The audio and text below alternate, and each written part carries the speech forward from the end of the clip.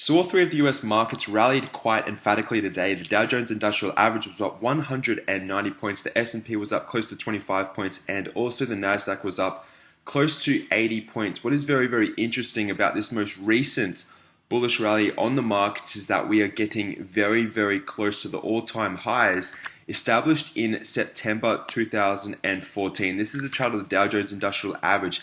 The Nasdaq is the chart which is coming very, very close to that top made in September 2014. You can see on both occasions on these two particular days we had a bearish engulfing candlestick pattern by a bearish piercing candlestick pattern, that this is going to be a very significant resistance level. I myself was not personally expecting to see such a ferocious rally off from these lows which we established about 2 weeks ago down here around 4,100 on the Nasdaq. The Dow Jones again rallying off from support around 16,100, and to see also the Nasdaq 500 rallying as high as what it has done over the past 2 weeks. Again, you can see that we are getting very, very close to the all-time highs established in September 2014. You can hear I guess you can voice and understand, of course, my hypotheses on the markets. What I do believe is setting up to occur as we transition into 2015, but we need to sit back sometimes and reevaluate the direction, of course, which the market looks to be moving. Now, again, we've addressed the fact that the market could be setting up at least a terminal reversal pattern, all right? So reversing, of course, the primary and also intermediate trend across all three of the markets. But on the occasion that, of course, the Dow Jones Industrial Average really begins to rally above these old swing highs, the S&P follows the same suit. It rallies above the old highs established in September.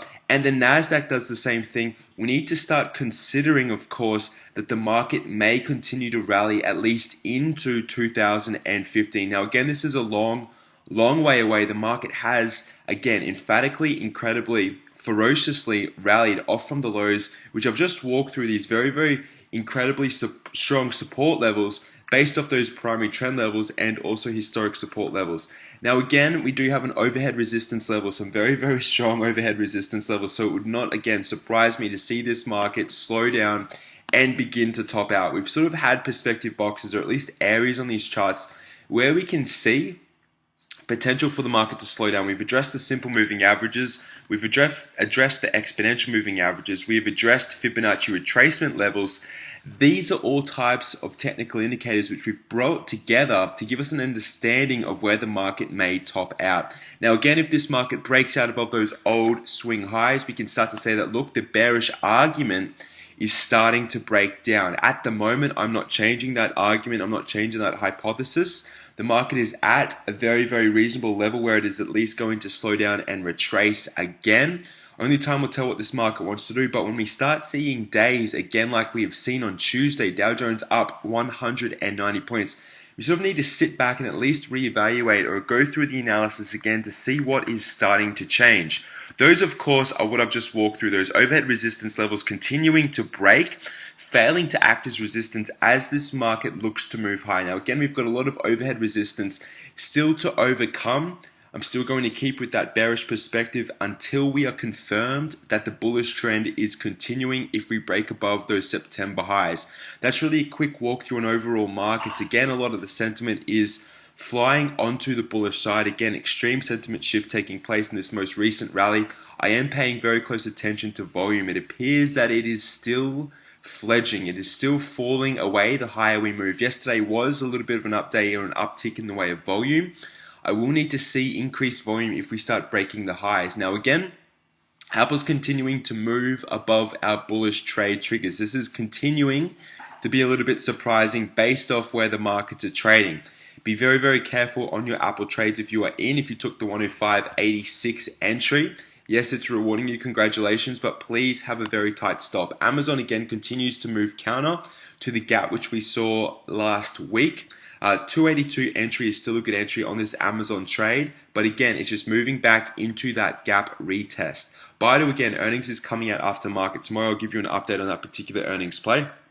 Caterpillar holding the gap. You can see that it looked to be breaking down as at Monday. It looks to be bouncing off from that gap and continuing. So this could be a very good breakaway candlestick pattern. Let me just bring up the right drawing tool right here just so you can see what I'm talking about. This could potentially be a breakaway candlestick pattern. It's not enough based off what the market is doing and where we are in consideration to resistance, but we are very close to that 101 entry, or just above 101.27. We closed at 101.16 today on Caterpillar. Disney again breaking above that trigger which we had over the weekend. This is something which I'm personally not in. Same with Apple. Again, I'm too cautious on the bullish side of this overall market based off where the market is sitting. But you can see again, it's just continuing to move higher. This most recent bullish move is absolutely incredible.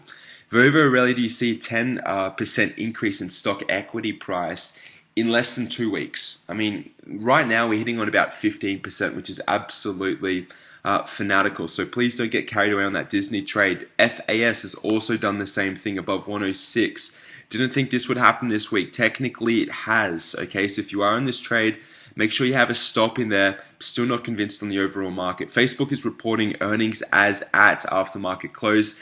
Still no idea, at least, on what the earnings announcement has been. I will soon check this and put out another video update if in fact, or depending on what type of trade is setting up on Facebook. It has been a very mixed earnings season. Google is continuing to move high. You can see that we're just sort of rallying into that 20 exponential moving average and overhead resistance. We still have to contend with that 50 exponential moving average. That is pretty interesting. HAL had a little bit of a counter move today. You can see that bearish entry at 53.56. Moved up to about 53.26. So a little bit of a bullish pop in the price of HAL. Overall net movement still looks to be at least failing at those exponential moving averages. Now, Netflix again, moving sideways. It looks like we could be in a little bit of a stair-step pattern. Overall, no net movement change. We're getting very, very close to that 10 exponential moving average, and we're still contesting, of course, that overhead resistance. Volume continues to fall off the face of the earth on Netflix. So please analyze that. If you want to get involved in trades, above the past 3 days market price, that's a risk that you need to take. Personally, I'm seeing on the sidelines that when it comes to counter trend trades, always trade in the direction of the trend. Starbucks again technically breaking out above 76.71. However, earnings is coming out on Thursday, so please do not get involved in Starbucks. You should not be involved in Starbucks at the moment. I'm going to address Tesla as the last stock because yesterday had such an amazing move for us. Today it has absolutely changed direction, which very, very rarely happens. I will address that last, but before we get into Tesla, here's a little update on Twitter. Now, Twitter's gapped down. It gapped down about $5, or at least closed down $4.78. You can see the candlestick is white. This means that, of course, at the close was above the open of the candlestick. It moved right into that gap, which I spoke about in yesterday's video. Now, what really needs to happen for Twitter, this is such a simple trade because all we need to do is bring down this target down to about $39.35, bring down the entry down to about $41.60. That is the trade setup on Twitter. Okay, 41.60 is the entry, target 39.35. We're only really going to bring in, potentially $3 more or less, give or take, on this potential trade, but it is definitely a very, very nice trade. I love trading these types of gaps based off the daily candlestick also. Now, just to throw a spanner in there is that candlestick is very, very similar to that of Amazon. You can see the same type of candlestick. Now again, we don't like to trade into the gap. If the gap is down, you trade in the direction of the open window. That of course will be bearishly. Then again, if a stock reports earnings and it gaps up, you trade the open window moving higher. All right, obviously entering into bullish positions. So when we analyze Twitter, we can see, look, the overall momentum is down. It did trade up. It did close above the open of today's candlestick. But if there is going to be a continuation to the downside, that $41.60 area level is definitely a good opportunity to start getting into put positions on Twitter down to that target that I've just alluded to. Now, Tesla yesterday, as at close, was an incredibly profitable trade. Okay, 227 was the original entry, down I think 6% or 5% yesterday. As at today, based on fundamental changes in Tesla, or at least the earnings announcements, as per what is expected, or what the whisper is out on the street, has completely changed and moved the price of Tesla. We're talking about lower Q3 sales and growth that has been disputed by both the CEO and a lot of tech writers out there. Of course, in the media, the price of Tesla today has jumped $21. So it's unfortunate to see profits in a decent technical setup be eroded by, of course, news and media outside of the technical group, pardon me, which is moving against us. So at the moment, this should be closed out for a loss. It was a profitable trade. I'm the first one to admit that. Of course, the stop should have been above the candlestick right here. It was roughly $5 of risk on the table. It would shock me if anyone is still in this trade as at Tuesday afternoon. Of course, you trade with stops as you do with target. So we had our target down here at 219.91. We were literally, let me just have a look at the low of this candlestick, 220.31. So we were 50 cents away from banking that. It's very, very unlikely, again, that in the technical world, a stock does something like this. It's usually affected by fundamental news reports, and that's exactly what occurred on Tesla as at Tuesday. So it's unfortunate this happens in the world of trading, but very, very rarely.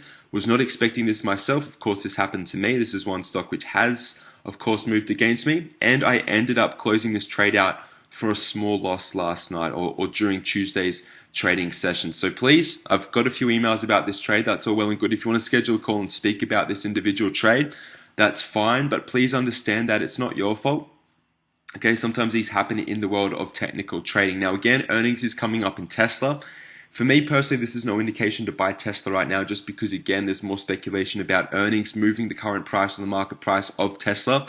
Isn't enough for me to start entering into long or long call or call positions at the moment, knowing that I need to most likely at least exit out of those positions before earnings. Now again, we've spoken about the head and shoulders topping pattern on Tesla, which has confirmed. You can see this head right here, the right shoulder. We've spoken about the gap, right? The gap and the break. That was what got us into the trade a couple of weeks ago. We're simply retesting that old support is new resistance. There's no reason, of course, to get involved in bullish trades on Tesla really at the moment, other than the fact that, look, the oscillators are saying, look, we're a little bit oversold, at least on the daily. But when we really start even looking at this on the weekly, you can see, look, the MACD, the Stokes, and also the RSI are really indicating sell signals, or at least the Stokes and the MACD, not so much the RSI. The RSI is very, very neutral. It's really a trade that we need to wait into earnings. Now again, 215.30 on the bearish side is an exceptional trade setup. Who knows what's going to occur on Tesla? I've seen a lot of stories out there saying that I think this year's growth is up 60% on 2013 annually, or at least this quarter, which is quite interesting if that is the case. You know, of course, Tesla is going to gap up. We'll have to analyze where it gaps up to in regards to, of course, overhead resistance levels. But at the moment anyway, I just wanted to address the fact of that Tesla trade. Look, it absolutely stinks sometimes, but that's just the world we live in. That's the business risk we take on as traders. It's unfortunate, but it's true. And again, if you want to speak to me, email me. I've got a few emails already, and I was expecting those as I saw the price of Tesla move higher. I just wanted to address it in this particular video right now. So please don't beat yourself up over this trade. What you can do is congratulate yourself for limiting risk based off the stop, okay? And of course, avoiding what could have been, you know, a pretty negative trade if you didn't trade using stops. So all the best, ladies and gentlemen. I'll see you all Wednesday afternoon for a continued market update. Please understand that the markets, all three of the markets, are getting very, very close to all-time highs again, or at least rallying back into that very strong resistance level. Keep a cool head about yourself, all right? I wouldn't make any large plays unless we start breaking above those old resistance levels made in September 2014. All the best, ladies and gentlemen. I'll see you tomorrow afternoon. Goodbye.